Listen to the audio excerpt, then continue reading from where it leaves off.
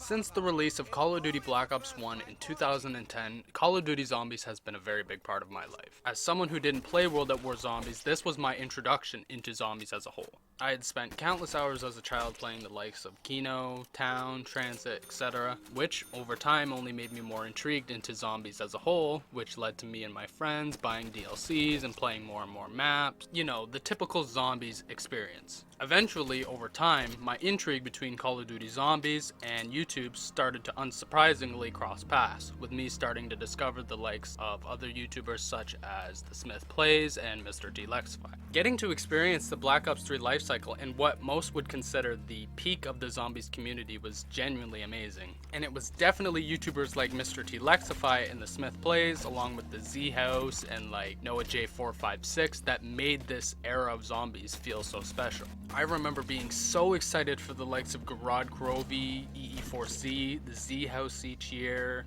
Zombies Chronicles, hell even Revelations, which leads me to the kind of main topic of today's video, MrTLexify. In case you have not seen the news or allegations surrounding MrTLexify, I do suggest you do some of your own research. I'm not going to be going into detail about the allegations or what he's done or what he's said in the past, but I just wanted to kind of talk about the situation as a whole and content creators. As of this point, for maybe obvious reasons, I don't know if I can watch another MrTLexify video, which kind of really sucks, saying about someone that I spent a large portion of my childhood watching growing up. I'm not going to sit here and pretend like this is some new phenomenon with YouTubers or content creators. Like, I'm sure OJ Simpson and Bill Cosby had fans before, like, well, you know.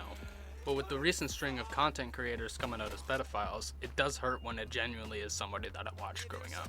Which leads us to the problem of kind of putting content creators on a pedestal like we do with athletes and actors, of we kind of expect them to be better people. I think the best reason to explain why we do this to these people is we kind of idolize them. Being a young kid who loved hockey growing up, seeing Sidney Crosby be able to do all the things he could do, it was awe-inspiring and it made you want to be him, but you don't know if he's a good person. I'm not saying Sidney Crosby isn't a good person, but him being good at hockey isn't what makes him a good person. Do you get what I'm saying? The same thing kind of happens with YouTubers. I know plenty of times when I was a kid that I was watching a YouTube video where I said to myself, you know, I would love to be in that position, or I would love to have a platform to share my opinions on that sort of topic, and etc. And it gives you that perspective of, oh, they must be so happy because they have what I want. It makes you lose perspective that at the end of the day, they're just people. And unfortunately, not all people are good. As the years went on since Zombies Chronicles, there have been some questions about the integrity of MrTLexify's character before all of this. From all the allegations of stealing content and promoting scams, etc. It really just puts it into perspective that we don't know these people that we are being entertained by. And of course you want everyone to be a good person, but it sucks to have this feeling of not knowing whether somebody is or not anymore, because it always feels like somebody just has something in their closet waiting to come out. You know, it just kind of sucks to have spent a large portion of your life being like, I want to be like that person, I want to do what they do, I want to be entertaining like them, just to find out that you really want to be nothing like them and you can't understand the decisions they've made or why they would put themselves in certain situations, and etc.